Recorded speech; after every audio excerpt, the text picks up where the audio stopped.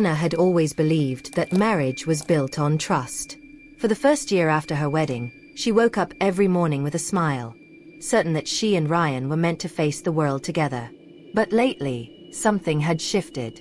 Ryan, once the man who eagerly texted her during lunch breaks and came home with her favorite snacks, now seemed like a stranger in his own house. He often returned late, muttering excuses about business meetings. His phone never left his side, locked behind passwords Anna didn't know. And when she tried to catch his gaze across the dinner table, he looked away, as if the weight of her stare made him uncomfortable. "Ryan, you've been working late a lot," Anna said one night, trying to sound casual. "Are things really that busy at the office?" He didn't look up from his plate. "Yeah. There's a new project. A lot of late nights. Don't wait up for me, okay?" She forced a smile, but her chest tightened. Something wasn't right. The only person Anna felt comfortable confiding in was Nina, her best friend since college. Nina was the kind of friend who always answered late-night calls, the one who knew every secret Anna had ever shared. When Anna spoke of her worries, Nina would listen patiently, nodding, then squeeze her hand with reassuring warmth. "Maybe you're just overthinking it," Nina said during one of their cafe meetups. "Ryan's a good guy. He probably really is busy." But Anna wasn't convinced. She noticed how Nina's eyes darted away whenever Ryan's name came up. She noticed how Nina sometimes seemed distracted, almost guilty. At night, when Anna lay in bed waiting for her husband to return, something else began to disturb her peace. The first time it happened, it was around midnight. She was drifting between sleep and wakefulness when she heard it. 3 sharp knocks on the bedroom wall. Knock. Knock. Knock. Anna sat up, her heart pounding. She stared at the wall. Nothing. Maybe the neighbors? She tried to shake it off. But the next night, it happened again. Knock. Knock. Knock. This time, it was followed by a faint whisper, so soft she thought it might be her imagination. "He's not alone." Anna's breath caught. She turned on the lamp, but the room was empty. The air felt icy, though the AC was off. She pulled the blanket tightly around her and waited for Ryan to come home. When he finally did, smelling faintly of perfume that wasn't hers, she almost asked where he had been. But fear silenced her. Fear of the answer. Days turned into weeks, and the signs only grew stronger. Anna started finding little things that didn't belong in their home. A long strand of hair on the sofa, though hers was much shorter. The faint trace of unfamiliar lipstick on a glass in the sink. A perfume scent lingering in the bedroom even after Ryan had showered. "Anna, are you okay? You look pale," Nina asked one afternoon. "I don't know," Anna admitted. "Sometimes. I feel like someone's trying to warn me. Like something's happening behind my back, but I can't see it clearly." Nina's smile trembled. She quickly reached for her coffee, avoiding Anna's eyes. "You're just tired. Rest more, okay?"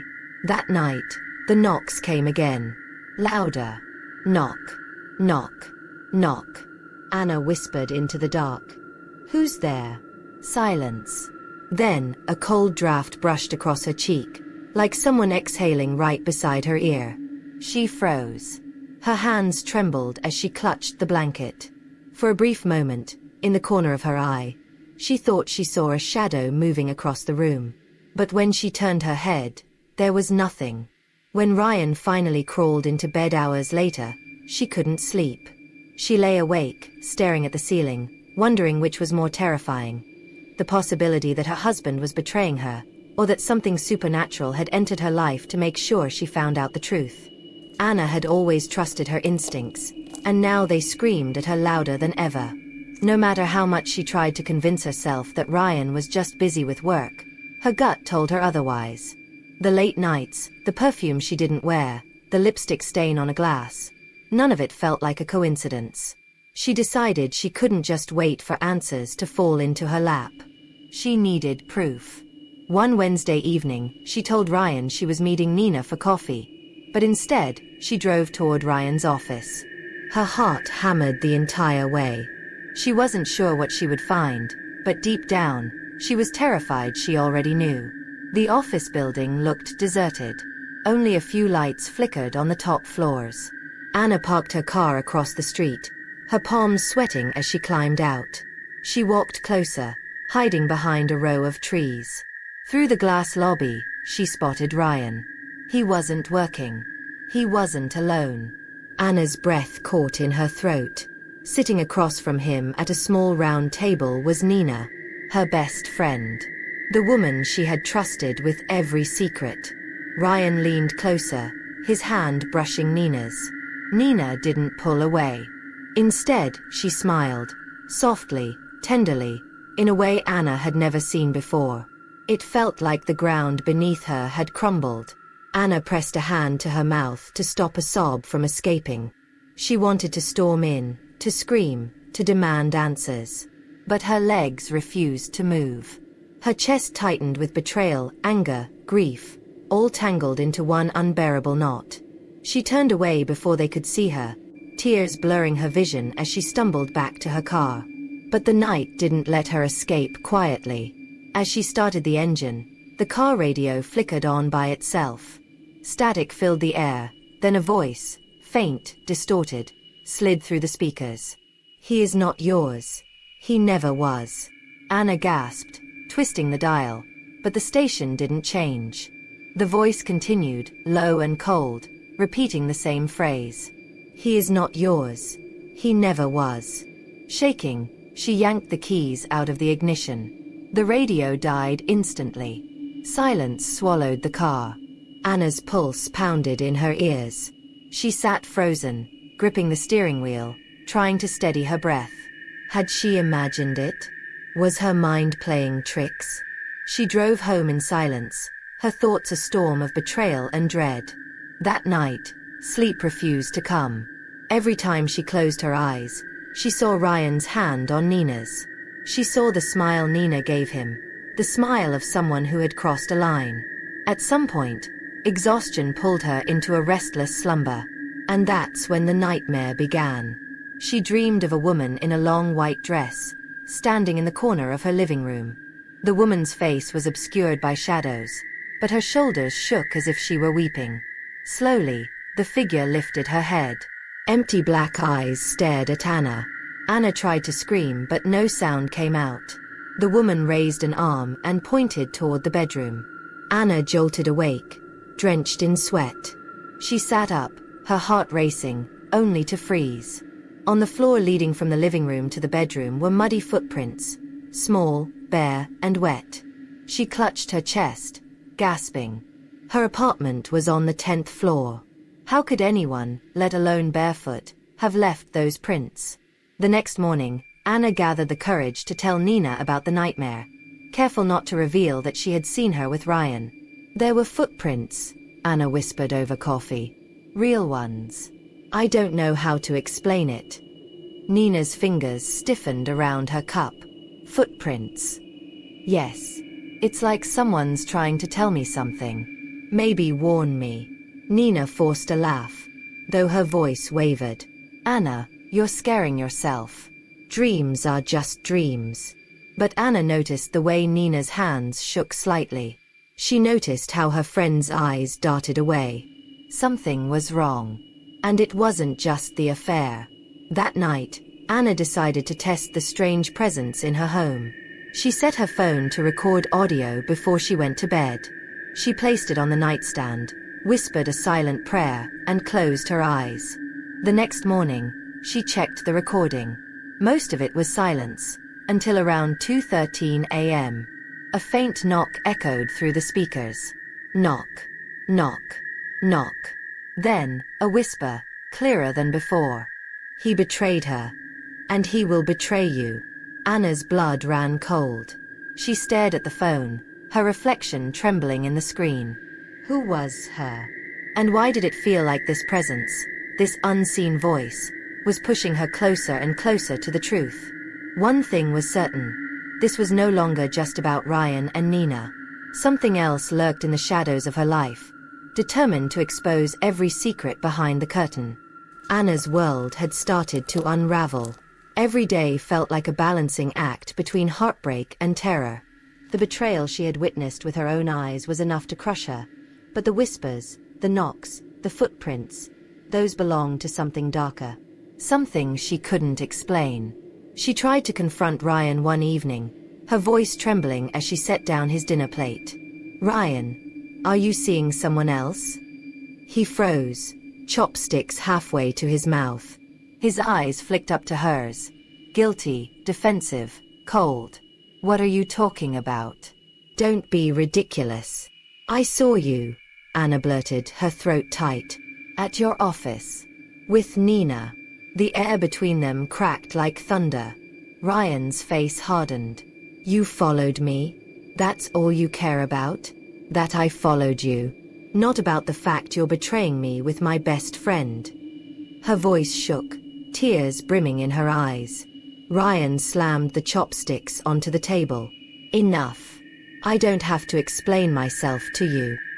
He stood, grabbing his jacket, and stormed out without another word. Anna sank into her chair, trembling. The silence in the apartment pressed down on her chest. That night, she didn't try to sleep.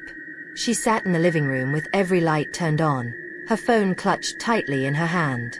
Hours passed in restless silence. And then, at exactly 2:13 a.m., the knocks began again.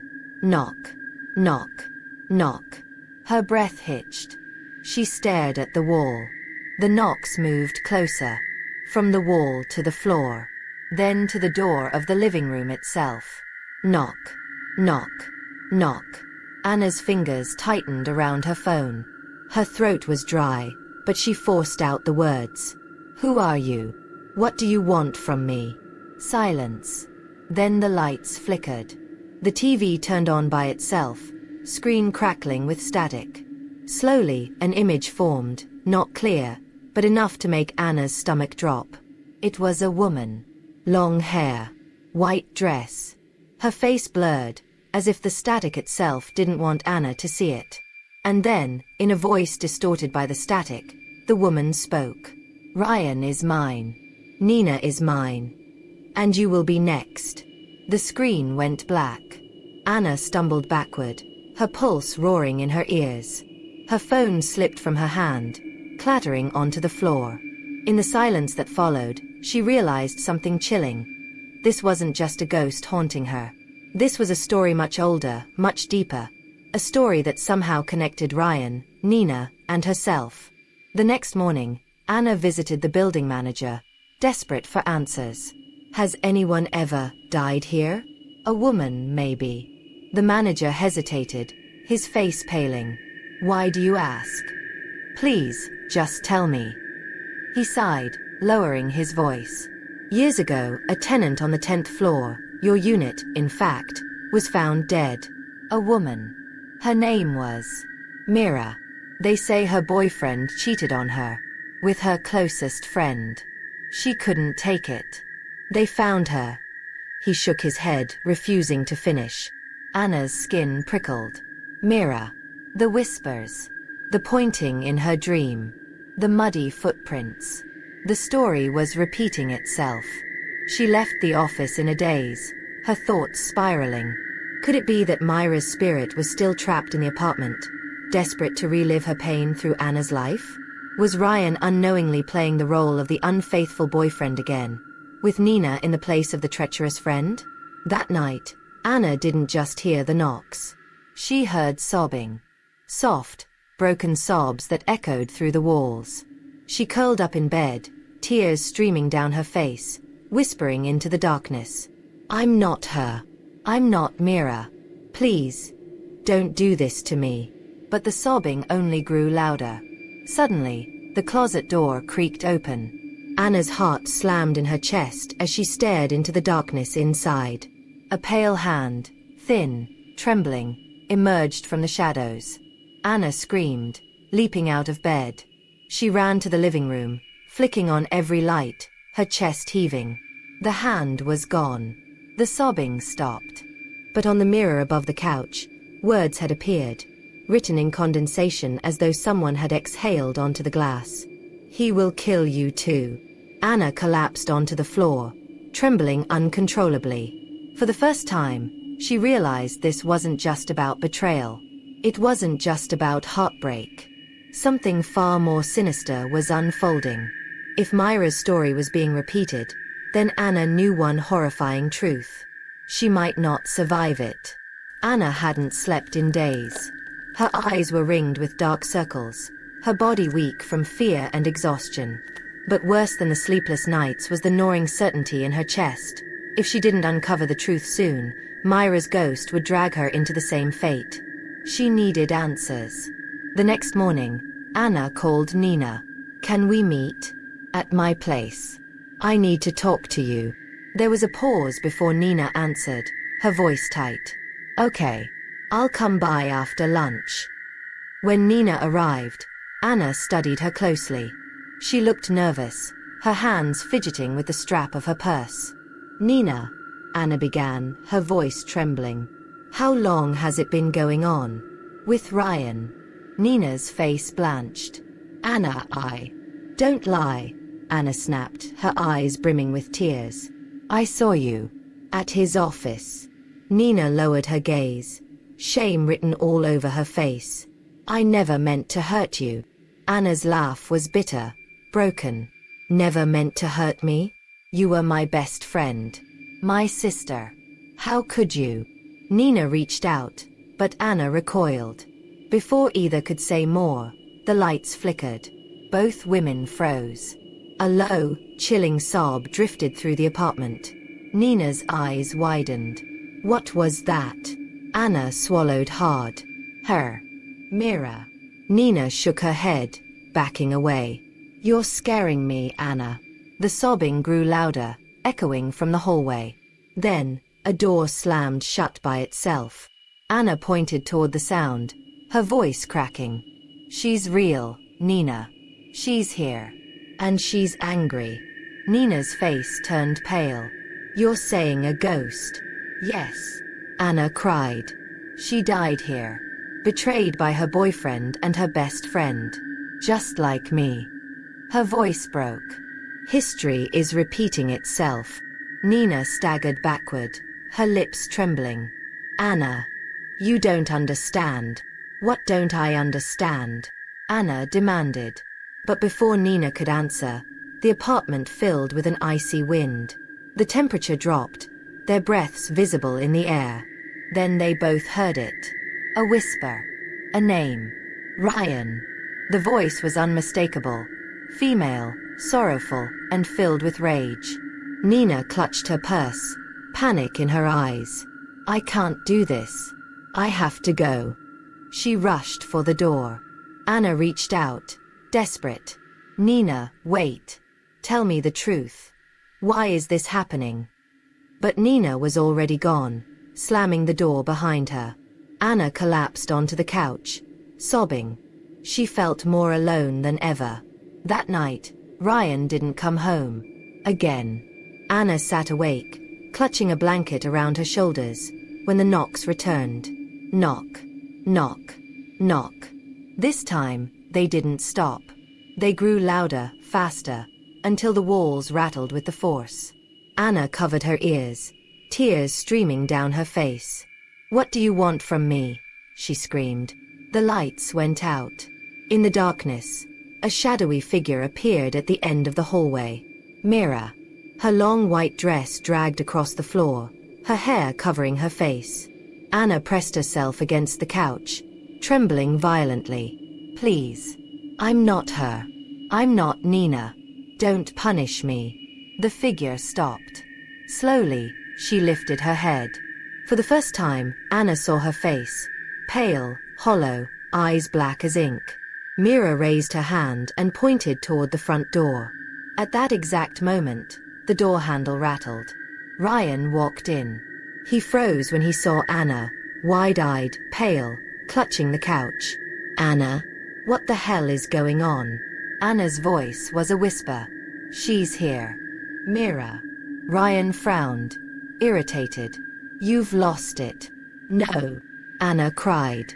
She pointed down the hallway. But the figure was gone. Only shadows remained. Ryan shook his head, tossing his keys on the table. "You're imagining things."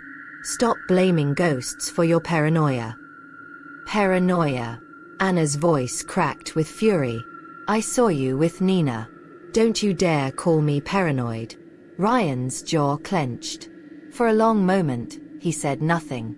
Then he muttered, "You don't understand. Then make me understand." But instead of answering, Ryan turned away, retreating to the bedroom. Anna sank into the couch, trembling. Mira wasn't just haunting her, she was showing her the truth. A truth Ryan and Nina refused to admit. Later that night, unable to bear the silence, Anna grabbed her phone and searched for any information about Mira. Old news articles surfaced. Local woman found dead in apartment after tragic betrayal. The details were disturbingly familiar. Myra's boyfriend, Daniel, had been caught in an affair with Myra's closest friend. The betrayal had ended in tragedy. Myra's mysterious death. Anna's hands shook as she scrolled. One photo of Mira made her freeze. She looked eerily similar to Nina. Heart racing, Anna whispered to herself. She doesn't want me. She wants them. As if in response, the knocks started again. This time, the whisper that followed was clearer than ever. Bring him to me, or join me forever. Anna dropped the phone, her body going cold. The choice was clear. Mira wanted Ryan. Mira wanted justice. And Anna was trapped in the middle of a nightmare that was no longer just about love, betrayal, or heartbreak. It was about survival. Anna no longer felt like she was living her own life. Every step, every breath, seemed dictated by Myra's whispers in the dark. The demand still echoed in her mind. Bring him to me, or join me forever. Anna couldn't escape it. She couldn't ignore it. And now, every time Ryan entered the apartment, she felt the weight of Myra's presence pressing down, urging her, pushing her toward an impossible decision. That evening, Anna stood at the window, staring out at the glowing city skyline. She whispered to herself, "If I do nothing, she'll take me. If I give her Ryan, she'll be satisfied. Won't she?" But her heart clenched. Despite everything, the betrayal, the lies, Ryan was still her husband. Could she really hand him over to a vengeful spirit? Her thoughts were interrupted when Ryan walked in, his shirt wrinkled, his face tired. He avoided her eyes. "Where were you?" Anna asked softly. "Work," Ryan muttered, his usual excuse. Anna stepped closer, her voice trembling. "Stop lying. I know about you and Nina.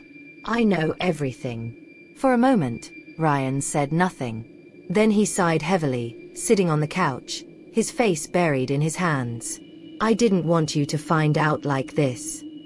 Tears filled Anna's eyes. "You betrayed me. With her. My best friend." Ryan finally looked up. "It's not what you think." "Then tell me what it is," she cried. Ryan hesitated, then whispered, "Nina reminds me of someone I once loved. A long time ago. Before I met you." Anna's stomach twisted. "Who?" His voice was barely audible. "Mira." Anna's blood ran cold. "You knew her?" Ryan nodded slowly. "We dated in college. Things ended badly. When I saw Nina, it was like seeing Mira again. I couldn't stop myself." Anna staggered back, her breath shallow. "She died in this apartment. Because of betrayal. Do you understand what you've done? You've brought her back." Ryan shook his head, disbelief in his eyes. "That's crazy. She's gone. This is just guilt messing with you." But even as he spoke, the lights flickered. A cold wind swept through the room. And then, Mira appeared. Her pale figure stood in the hallway, eyes black as night, her dress trailing along the floor. Ryan froze, his face draining of color. "No, it can't be." Anna backed away, trembling. "You see her too, don't you?"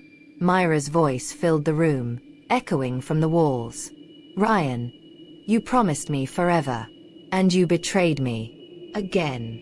Ryan's knees buckled. "Mira, I." The ghost advanced, her hair whipping around her face as if caught in an unseen storm. The windows rattled, the walls groaned. Anna screamed, "Stop! Don't take me! Take him! He's the one you want!" Myra's black eyes turned to Anna, full of sorrow and rage. "He is already mine. But you must choose." The room spun around Anna. She felt herself being pulled into the shadows, her body freezing, her breath stolen. Ryan grabbed her arm, shouting, "Anna, fight it!" But his hand passed right through hers, as if she were already fading. Anna's vision blurred. She saw flashes, Mira in life, smiling with Ryan, Mira crying as she discovered his betrayal, Mira standing on the balcony, one step away from the end. And then Anna understood. Mira didn't just want revenge. She wanted someone to share her pain. With the last of her strength, Anna whispered, "I'm not like you. I won't let betrayal define me." The shadows recoiled. Mira shrieked, her form flickering, unraveling. For a moment, it seemed Anna had broken free. But Ryan stepped forward, his voice trembling. "Mira, forgive me. Take me, if that's what you want. Just let Anna go." Myra's face softened, the rage fading into sorrow. Slowly, she reached out, her hand brushing against Ryan's chest. His body went still. His eyes widened in shock. And then, in a blink, he collapsed onto the floor, lifeless. Anna screamed, rushing to his side. But it was too late. Ryan's chest didn't rise. His eyes stared blankly at the ceiling. Myra's figure lingered, gazing at Anna with something like pity. "Now you know my pain," she whispered. And then she was gone. The apartment fell silent, the air warm once more. Anna clutched Ryan's body, tears streaming down her face. But mixed with her grief was something darker, a sense of finality, of inevitability.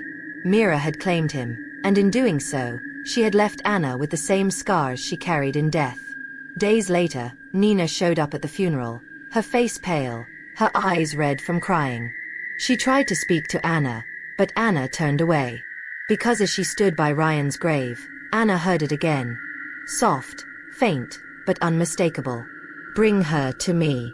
Her gaze shifted to Nina. And Anna realized with a shiver, Myra's story wasn't finished. Not yet.